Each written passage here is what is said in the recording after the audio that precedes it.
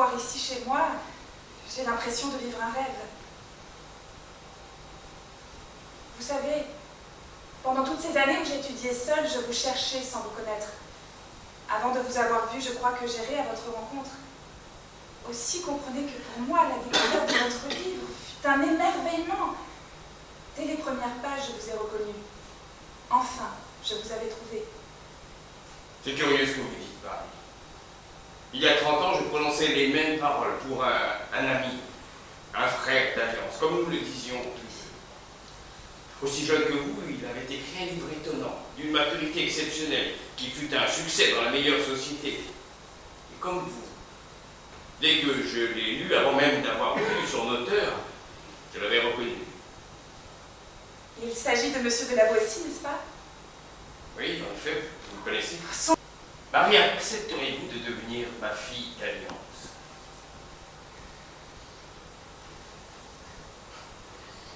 Je crois que nos parents, nos enfants même, si nous avons des devoirs envers eux, ne dépendent pas pour notre affection d'un choix, d'une liberté volontaire de notre part.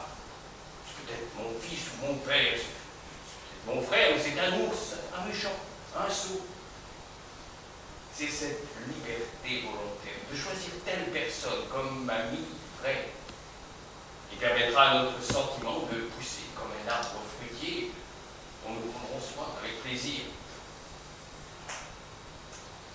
Étienne de la Boétie, oui, était cet ami si précieux, choisi entre tous. Alors mon enfant, pourquoi ne vous choisirais-je pas pour fille d'alliance, si vous acceptez ce pacte entre nous? Vous seriez alors mon père d'alliance? Je n'ignore pas que votre père vous a quitté. J'accepte!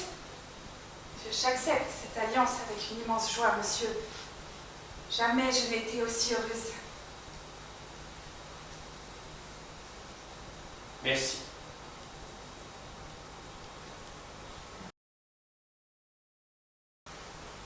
Nous allons avoir encore un bel après-midi.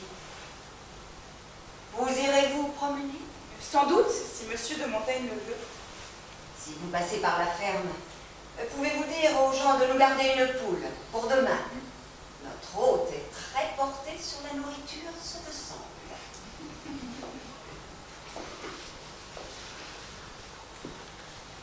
Les choses terrestres ne lui répugnent pas. Et il a un bel appétit.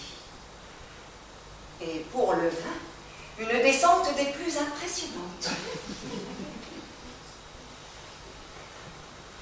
Vous ne cessez de parler tous les deux. Mais qu'est-ce que vous pouvez bien avoir à vous dire à longueur de journée? C'est un homme passionnant. Oui, enfin, c'est un homme. Merveilleux. Je dois admettre en effet que sa conversation est très agréable et drôle. Les repas sont plaisants. Il a de l'esprit. Mais c'est un homme. Enfin, que voulez-vous dire, mère? Ce que je dis, ma fille. Mais encore? Que je me demande ce qu'il vous veut. Madame, je suis en sympathie avec tout honnête homme. Peut-on être à la fois hérétique et honnête homme, monsieur? J'ai beaucoup voyagé. J'ai rencontré d'honnêtes personnes partout. Et des coquins partout. Il y a même chez les Mahométans et chez les païens des gens fort respectables. Et pour en revenir à Henri de Navarre, sa religion réformée n'est pas si ferme en lui. Il lui est arrivé de me confier qu'il se sentait attiré par le catholicisme. D'ailleurs, n'a-t-il pas changé plusieurs fois de camp et renié une foi qu'il avait déjà reniée? Il semble aliéné autant par ses ennemis que par ses amis. Enfin, tout cela dépasse notre humble entendement humain, ne croyez-vous pas? Car même les puissants sont les jouets de leur passion. La politique n'est pas mon occupation favorite.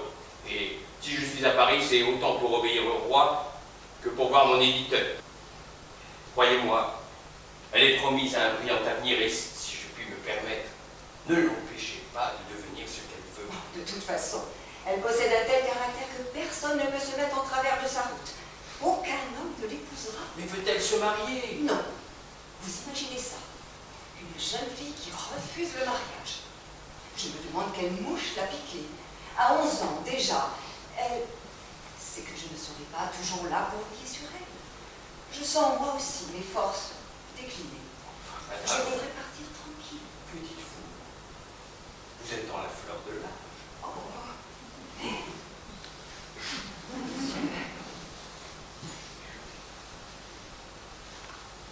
Vous pensez rester chez nous encore longtemps?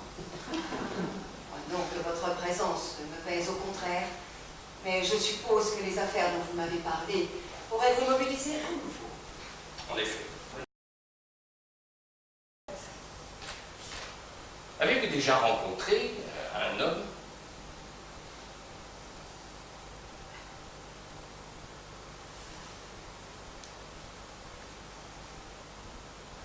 Oui. Je le connais. Oui. Ce jeune homme a bien de la chance, à mon avis.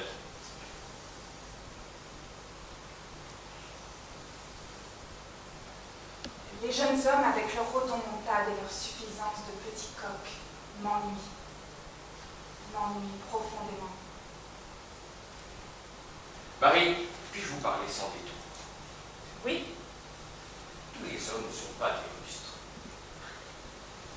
Je sais. Et alors? Je ne doute pas que, le cas échéant, vous saurez faire le tri.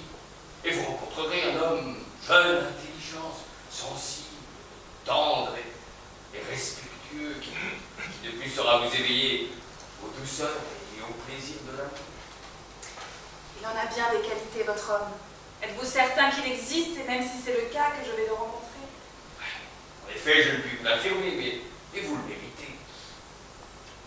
Puisque nous parlons sans détour, je vais vous avouer que s'il existe celui que vous me promettez, je ne suis pas sûre de vouloir le rencontrer. Pourquoi? Mon Dieu, vous ne savez pas ce que vous refusez. Je vous concède que je ne sais pas, mais j'ai une intuition, disons défavorable à réaliser un tel projet. Outre le fait que je risque fort de me dessécher à l'attendre, à l'espérer, votre homme pourvu de tous les dons, s'il se présentait un jour, je verrais immédiatement le danger qu'il représente pour moi. Quel danger? Le danger, le grand danger.